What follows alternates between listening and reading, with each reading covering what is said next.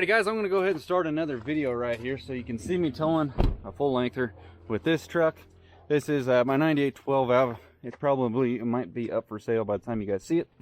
But I've pretty much gone through this thing, made sure it's sound, and I'm going to be putting it up for sale. I just came up here and pressure washed with the steam pressure washer this truck and that truck. But we are going to load them back up on the Diamond, which I parked across the street, and we're going to haul them out of here. See how this old girl tows.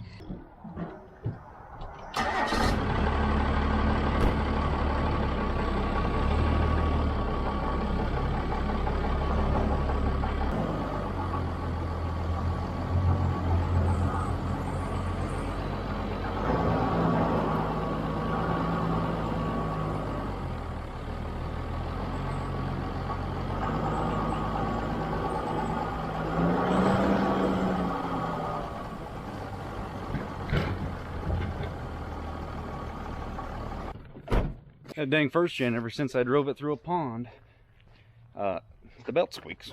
So probably need a new one. Let's pick this up so that I can back the other truck underneath it.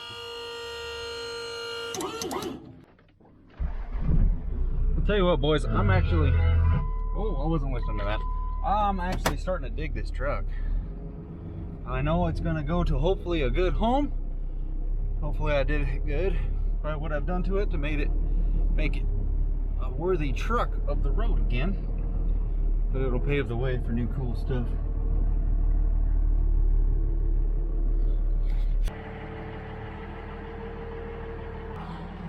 Come on. Thank you.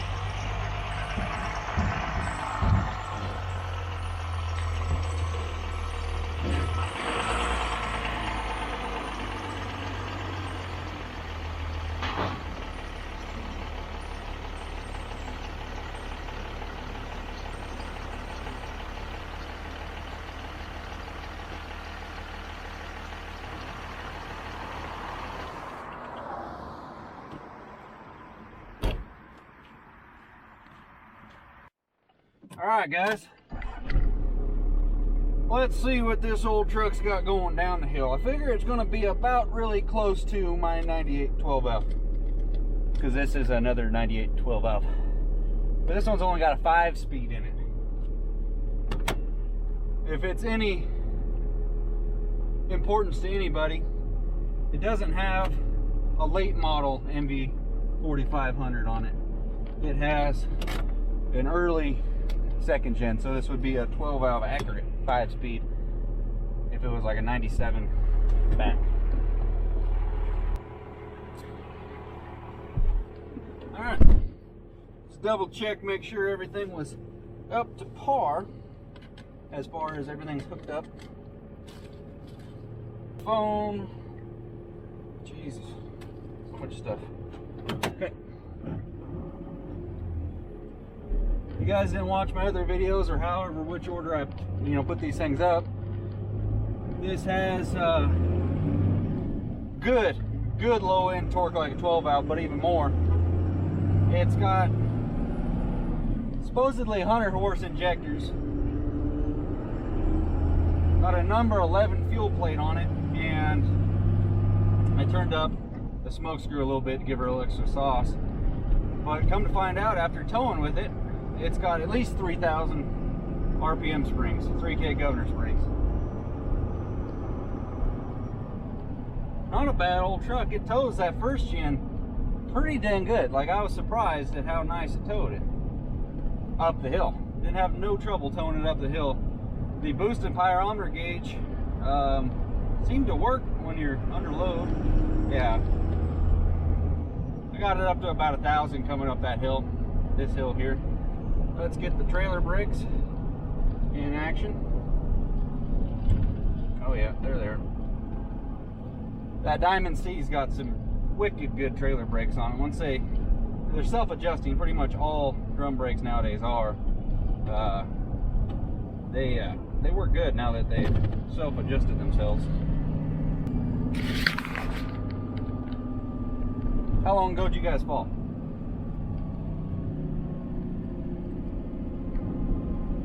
This truck's got 354 gears in it, so it's not really the ideal tow rig if you're going to gooseneck and stuff, but towing this first gen ain't a big deal. It would be nice to have an exhaust brake, that is for dang sure, but we had to kind of milk the brakes coming down that hill just a little bit. But luckily it's not a very long hill, we're not going to be doing that day in and day out. Back then they didn't really have too much option. You either had tow gear or you had highway gear. You know, they didn't give you a middle ground. So, like you would get a 354 or 410. And 410's not bad for towing. It's really nice. But for highway, it sucks. Screaming wide open pretty much the whole time if you want to keep up. 354, freaking idling by people. 373, good in intermediate gear. I don't believe any second gen ever came with that. I might be wrong, but every truck I've owned like 20 of these dang second gens. They've all either had 354 or 410. She's doing a good job though. Everything works on the dash. Stereo works. Got the vintage heat AC work. Comes out every vent. Defrost. Heated mirrors work. For some reason I got them on. I don't need those on.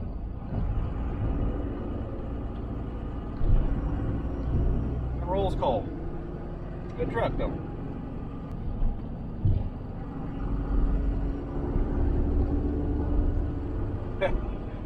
This thing tows is so much better than that freaking, this truck tows so much better than my green truck.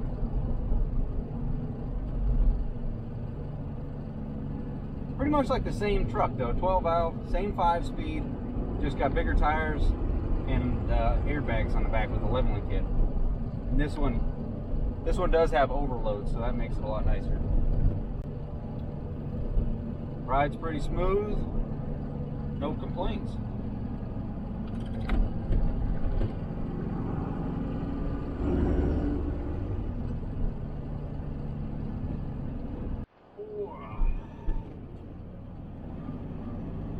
Just for hell of it, let's see what second gear. Second gear kind of holds back. It's a 20-mile-an-hour gear if you go all the way to second. You got to downshift to second because you got no exhaust brake. Better than burning your brakes up the whole hill. These dang 12 valves, they don't hold back any freaking Cummins. They don't hold back garbage unless they got an inch of brake. Oh, approaching $3 grand. We'll touch the brake, maybe.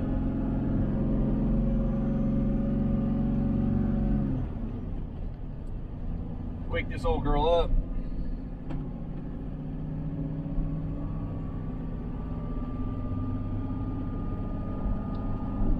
Yeah, now we're down in the valley. Pretty much all flat until we get to the house. You guys ready?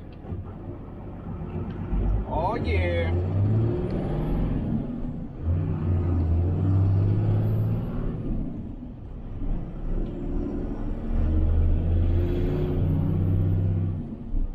Sheriff. 30. Alright. 12 valve. Guy was doing yoga, pumping gas. Weirdo. Got a decent sized little hill coming up. See how she handles her. Yeah, it's a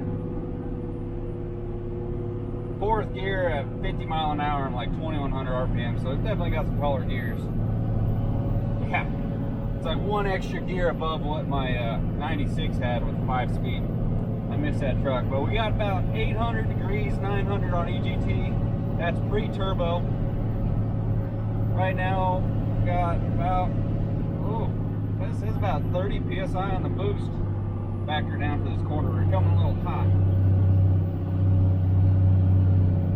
There's 1,000 on EGTs.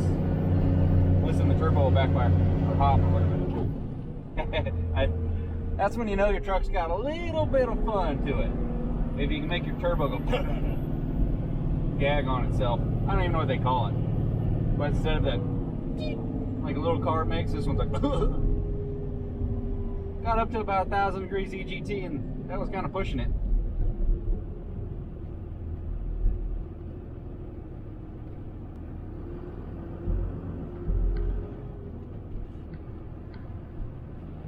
Truck pulls good. Oh, I don't have my button. I gotta do the peasant way of rolling down the window. Freaking nice having electric gates. I forgot my remote though, so I gotta sit here and wait for it. Engine temp, if anybody was concerned about clipping the water pump on these trucks, if it affects the cooling, the hill going up to Dad's, which I came down today, last night I saw no issue with coolant temp. And I did the same, I clipped the water pump on the one I'm gonna keep, my red 98 12 valve, and it actually seems to be running cooler when you're pulling a hill, towing something, since I've done that. So that's good stuff. If you guys didn't know, clipping the water pump on like a 53 block truck, that will prevent it from cracking.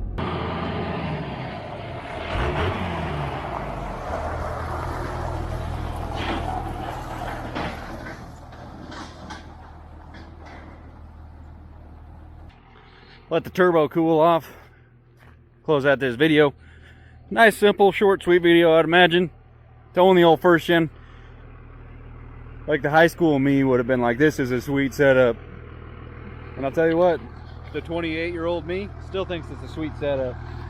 I honestly will be kind of sad to see this truck go. I'm very surprised at how well and how much power it actually has, because I was kind of doubting it at first, but turns out if you have a boost leak, you don't really have much balls to offer. But fix the boost leak. We got all the boost now. This truck actually rips. I think it might be the better pulling truck 12 valve that I have. Ish. I don't know. My 98, I did some stuff to it the other day. My red one up there with the 6-speed. And it pulls pretty dang good. I haven't towed with it yet, so we'll see. But really helps having governor springs in a 12 valve, because just the point of having, like, you know, good RPM and torque meet up is like 2,500 RPM. That way the engine can pull through them, you know, pull it good. And since I didn't have to do it on this one and already had it done, that it pulls good at 2,500. It just, EGT stay calm, pulls no problem. Pulls, what does this thing weigh? Like, I don't know, what's the first gen weigh? Like 6,000? 5,500 maybe? I don't know. Kind of flimsy truck as far as the frame, but trailer weighs 4, so maybe we got like 10,000 pounds behind the old girl. No problem. No problem at all. So, anyway, that's going to be for sale here pretty quick. Hit them buttons for me, like, comment, subscribe. Tell me your stories about your 12 valves. What kind of combination kit have you thrown at them? And, you know, got a comfortable daily driver kind of a power out of it. Let me know. We'll see you guys in the next one. See you. Few more upgrades I noticed with this truck after I filmed that outro, because this truck doesn't really get pushed around too much towing that first gen around. It's not, I wouldn't say a heavy load, but it's no light load. When I worked on the front end of this truck and I rebuilt the front end, I noticed that the front rotors were upgraded to, I would say, like a 3rd gen style, meaning that you don't need to beat the studs out to take the rotor off. You take the tire off, take the caliper off, and then you can just take the rotor right off, which is super nice for swapping stuff out. You don't have to be getting a hammer involved and stuff like that. But it also has upgraded calipers to the dual piston ones, so it's got extra grunt when it comes to stopping power, which is nice for towing. But I've been towing the enclosed trailer. I towed the first gen around with it, towed the trailer's empty, towed this one. I got a load in there. Nothing too heavy, but that enclosed trailer is kind of like a traveling billboard. I think this truck could actually fit in it. But generally speaking, when I'm comparing trucks, it's to a 3500 dually or my 5500, so they don't really compare at all. But this one's actually impressed me. I have a full-length video coming out on this thing probably next week, addressing everything that I've done to this truck, top to bottom, making sure this thing is sound for the next owner. It doesn't quite need a paint job, but it wouldn't hurt.